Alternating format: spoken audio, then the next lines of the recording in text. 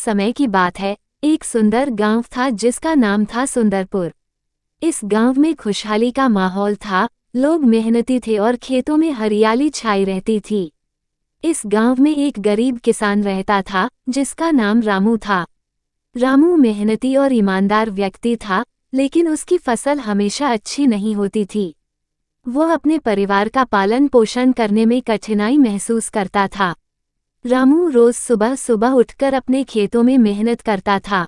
वह जमीन जोतता, बीज बोता और पौधों की देखभाल करता। लेकिन फिर भी उसकी फसल उतनी नहीं होती जितनी की होनी चाहिए थी। उसकी पत्नी सविता और उसके 2 बच्चे मोहन और राधा भी उसकी मदद करते थे। एक दिन रामू को अपने खेत के कोने में एक छोटा सा पौधा दिखा जो उसने पहले कभी नहीं देखा था। वह पौधा कुछ अलग और चमकदार था। रामू ने सोचा कि यह कोई सामान्य पौधा नहीं हो सकता। उसने उस पौधे की देखभाल शुरू कर दी। कुछ ही दिनों में वह पौधा बड़ा होकर एक पेड़ बन गया और उस पर चमकदार आम लगने लगे।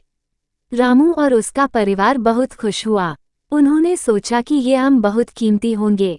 एक दिन रामू ने उस आम को तोड़ा और जैसे ही उसने उसे खाया, उसने अपने अंदर एक अजीब सी ऊर्जा महसूस की। उसे लगा कि उसकी सारी थकान दूर हो गई है और उसके शरीर में नई ताकत आ गई है।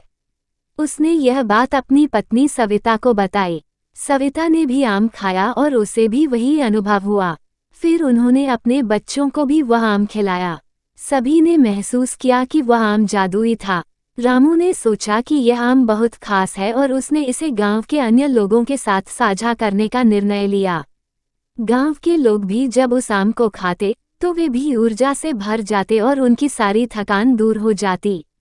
गांव के बुजुर्गों ने बताया कि यह आम का पेड़ एक वरदान है और इसे पूरे गांव के भले के लिए उपयोग करना चाहिए। रामू ने उस आम के पेड़ की और भी अच्छे से देखभाल करनी शुरू कर दी। अब उसकी फसल भी अच्छी होने लगी और उसका जीवन बदलने लगा। गांव के अन्य लोग भी उस जादुई आम का फायदा उठाने लगे और सभी की जिंदगी में खुशहाली आने लगी।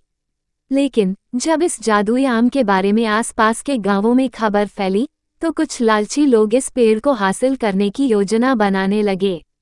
एक रात कुछ चोर उस पेड़ को चुराने के लिए आए, लेकिन जैसे ही उन्होंने पेड़ को काटने की कोशिश की, पेड़ ने एक जादुई शक्ति से उन चोरों को वहां से भगा दिया। गांव वालों ने ये देखा और समझा कि यह पेड़ केवल अच्छे लोगों के लिए है और इसे बुरे तत्वों से बचाने के लिए सभी को एकजुट होना पड़ेगा। उन्होंने मिलकर उस पेड़ की रक्षा का निर्णय लिया। रामू और गांव के लोग मिलकर उस पेड़ की रक्षा करते रहे और किसी भी बुरे व्यक्ति को उस पेड़ के पास नहीं आने दिया। धीरे धीरे उस जादुई आम के पेड़ ने पूरे गांव की जिंदगी बदल दी। सभी लोग खुशहाल और संपन्न हो गए। इस कहानी से हमें ये सीख मिलती है कि जब हम मेहनत और ईमानदारी से काम करते हैं, तो हमें किसी न किसी रूप में उसका फल अवश्य मिलता है। जादुई आम का पेड़ सिर्फ एक प्रतीक है, जो हमें ये याद दिलाता है कि किसी भी स्थिति में हमें एक दूसरे की मदद करनी चाहिए और अपने संसाधनों को सही तरीके से साझा करना चाहिए। रामू और सुंदरपुर के लोगों की यह कहानी हमें सिखाती है कि मेहनत, ईमानदारी और एकता से हम किसी भी मुश्किल को पार कर सकते हैं और जीवन में खुशहाली प्राप्त कर सकते हैं। इस प्रकार रामू का जीवन और उसके गांव की कहानी एक प्रेरणा बन गई, जो आने वाली पीढ़ियों के लिए एक उदाहरण है।